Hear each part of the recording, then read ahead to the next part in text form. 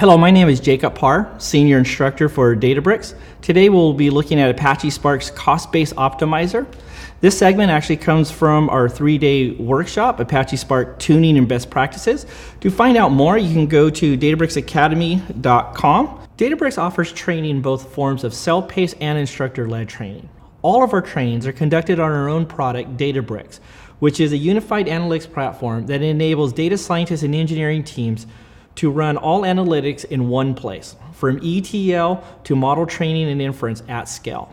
Today we're looking at the Apache Spark Cost-Based Optimizer, one of our techniques for join optimizations. The data that we'll be looking at is synthetic sales transaction. There's 3 tables: transactional data representing the purchases made throughout the course of a year, retailer information such as Walmart, Costco, and other retailers, and then we have location information such as cities based in locally in the US, Washington DC, Chicago, Denver, worldwide, Paris, London, etc.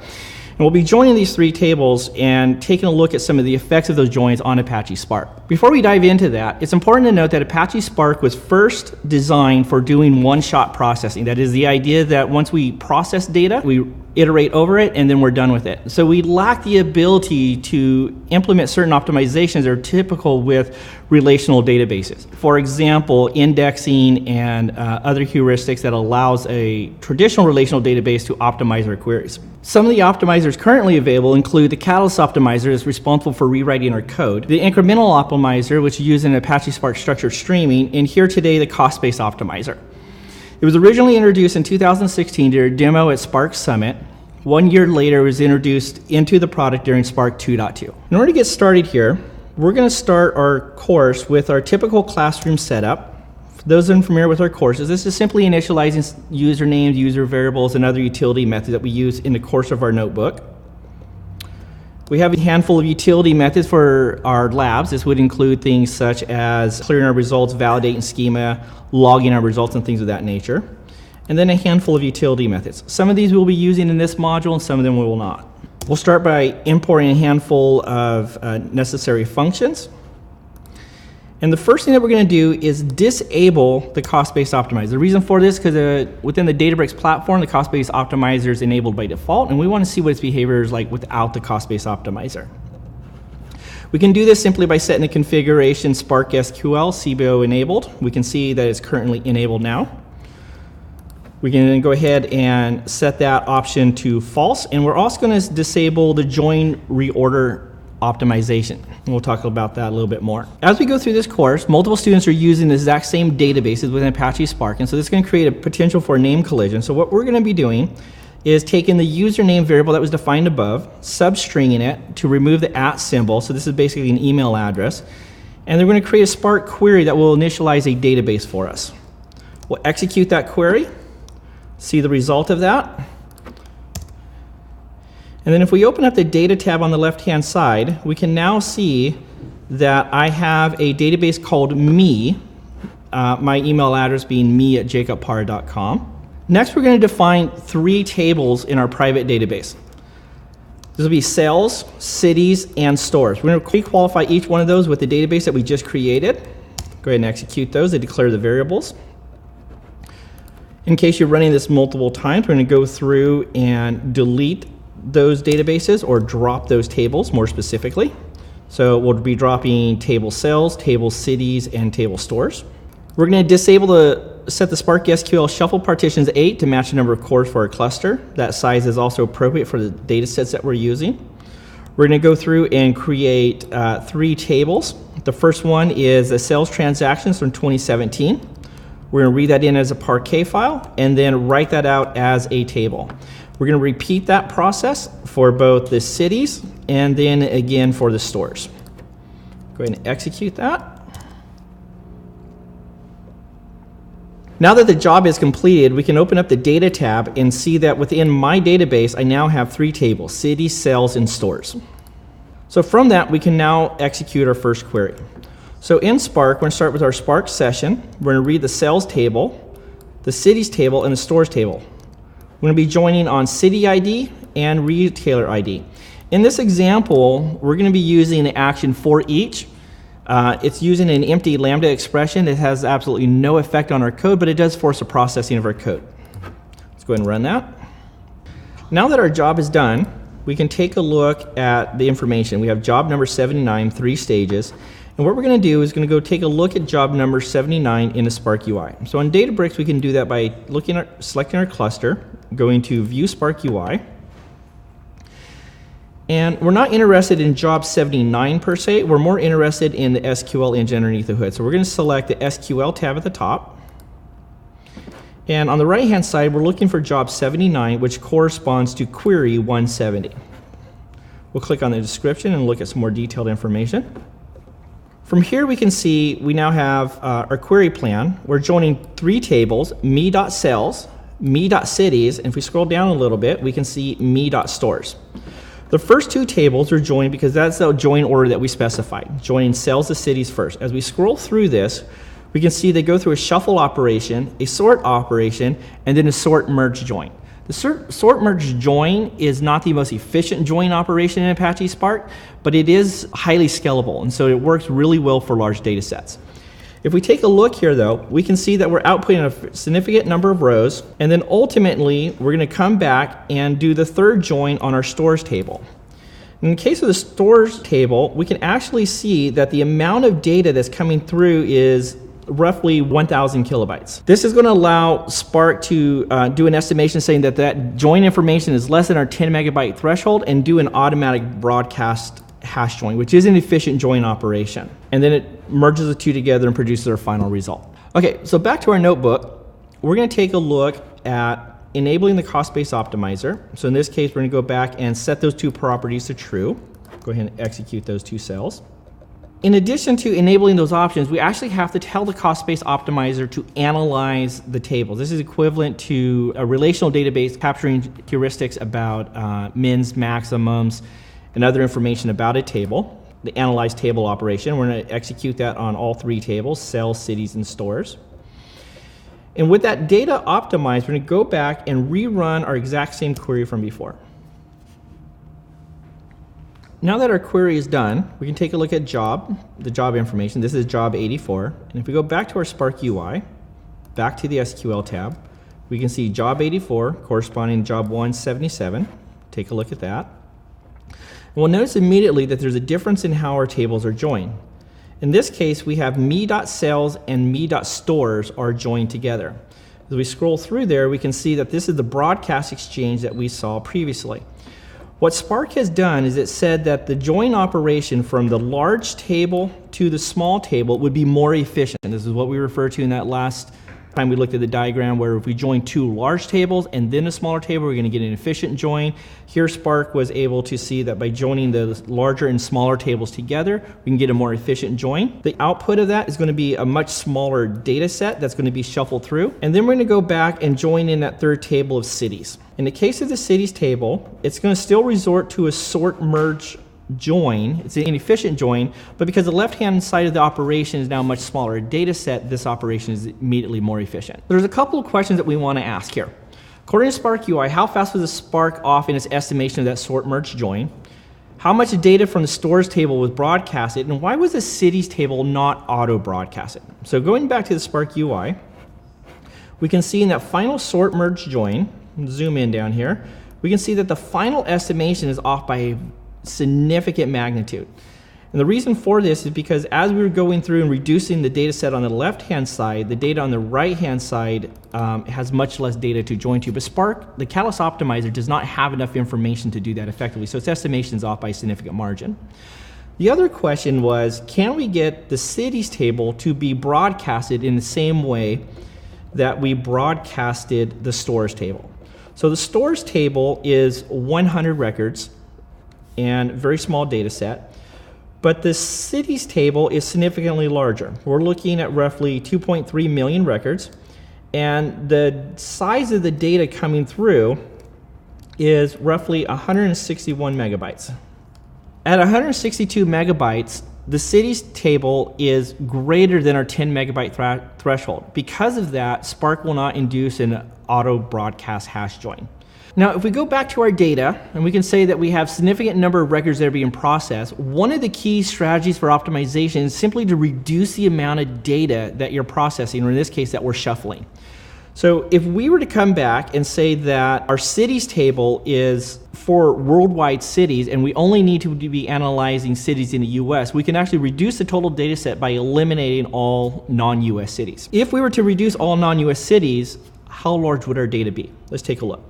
One of the strategies for determining the size of our data is simply to cache it. There's a number of problems associated with that, namely to do with the fact that when data is cached in RAM, it's significantly larger than in its natural format stored by the DataFrames API. It can, however, give us a rough idea of how that data is being managed. One technique that we use is a utility method called cache as.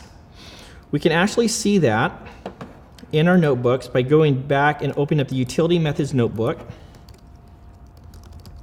Take a look at cache as. So we can see the implementation of cache as is rather straightforward. Given a data frame, given the name of a table and the storage level that we want to implement, go through and remove that table or uncache it, ignoring any errors that produces.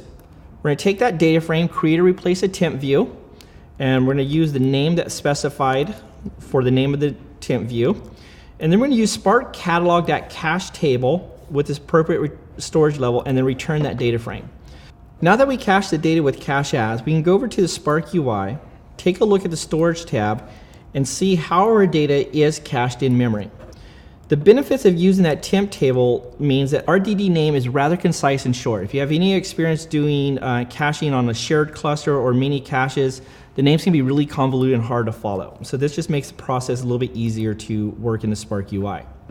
But once it's cached, we can come in here and we can see roughly in memory the size of each partition and the total size of the data that we're caching. So in this case, we're roughly 8 megabytes per partition, or total size in memory 64 megabytes.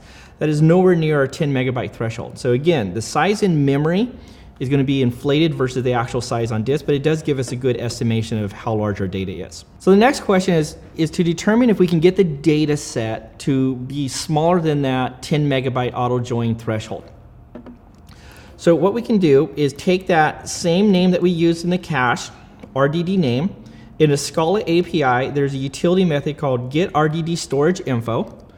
We can apply a simple filter to our name and then ask for its size in memory. So this is just another technique for identifying our size in memory, 64.4 megabytes, which was the same size that we saw in the Spark UI.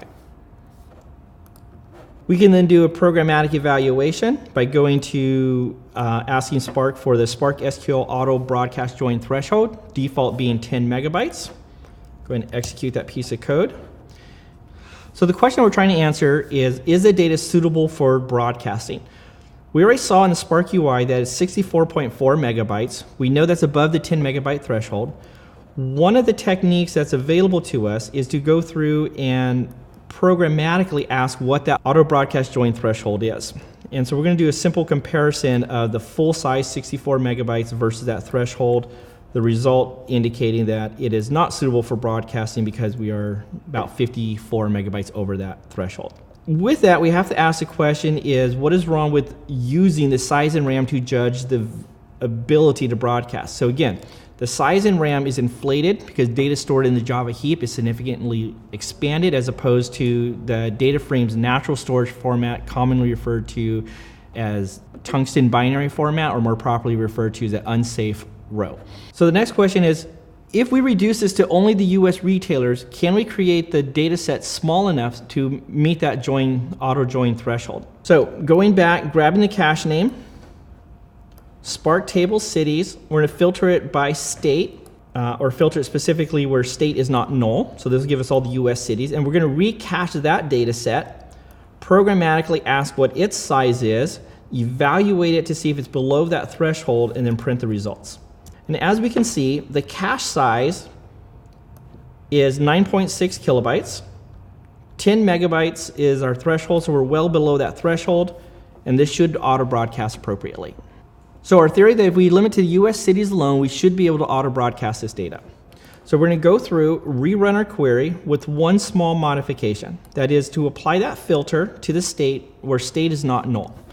Rerun the query, and then we can take a look in the Spark UI to see how that resulted.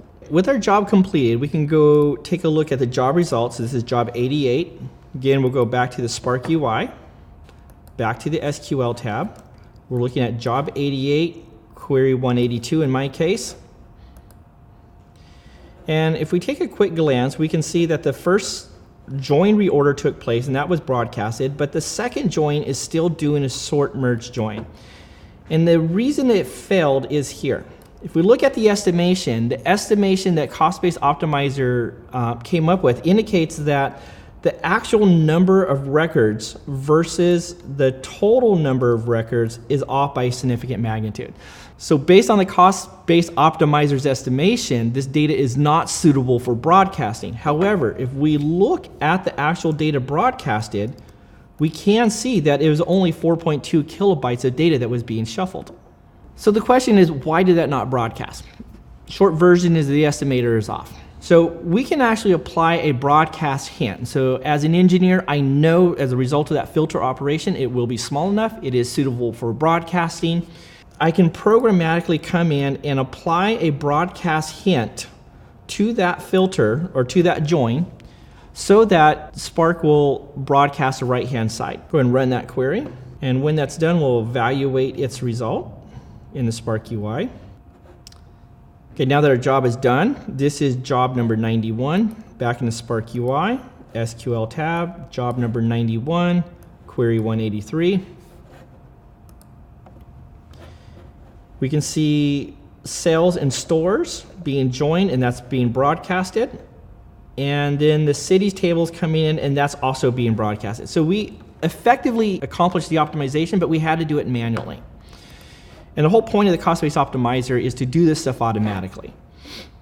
And just for confirmation, if we rerun that query without the broadcast, we can go back to the Spark UI and see that it is not broadcasting that data. So back to the Spark UI, SQL, our last job being 184. And without the broadcast, we're seeing again, we're back to that sort merge join. So our optimization is only a result of the keyword hint that's applied there. So in order to get the Cost-Based Optimizer to do the optimization for us, it needs more information. It needs to analyze detailed column information. We can do this by executing the query, analyze table, compute statistics, and we're specifically going to compute statistics for city ID and state. This will give us the additional information that the Cost-Based Optimizer needs in order to properly estimate the size of the data after the filter operation. Now that the analyze operation is completed, we can move forward with rerunning our query. So again, that's sales, join to cities, with a filter on the state. So we limit to US cities, and then that third join to the retailer. Go ahead and execute that query. And then back to the Spark UI one more time. So this was job 97. Go back to our queries. Job 97, query 186. And we can see that on the left-hand side we have sales. We have cities. They're being joined and effectively using a broadcast hash join. And then we're joining in stores. It is also doing a broadcast hash join. Notice that the estimation is still off, which is not uncommon, but it's not off by the huge magnitude that it was before. And the Cost-Based Optimizer and a Catalyst Optimizer together were able to determine that after that filter operation, the data set is small enough to be broadcasted and was able to execute our three-way join. In addition to doing the broadcast hash join, just a quick recap, we also have sales and cities being the smaller of two, so we reduce the total data set by joining large table to small tables. That's the effect of the join reorder option. And then lastly, the second larger of the two data sets, which is stores. So one of the questions that we need to ask is what type of user the Cost-Based Optimizer best suited for? It is necessary that the data be relatively static. For example, last month's data. We are having to take that Parquet file, save it as a table, and then perform the analyze operations on it, which can, on larger data sets, be quite expensive. But once that data has been collected, it becomes extremely efficient for downstream users. This would mean that for data analysts and data scientists that are running repetitive queries on this can be very efficient. The act of doing this for a one-time operation, though, for, say, a typical engineer, may not see the payoff. The second question is, when would I use the broadcast hint? As an engineer, the broadcast hint can often be a appropriate solution because we can specifically say when to broadcast the data and we don't have to engage in the overhead of maintaining the cost-based optimizer, especially for operations or jobs that are just going to be executed one time. So this concludes this segment on join optimizations using the cost-based optimizer. As a reminder, this is part of our 3-day course, Apache Spark Tuning and Best Practices. The purpose of this course is to take students through various coding exercises where we introduce them to very common performance problems. In the course of looking at those problems, we teach students how to diagnose those problems and then to go steps further to actually implement solutions for those common problems. If you would like more information on this course or other courses, please feel free to go to databricksacademy.com, and thank you.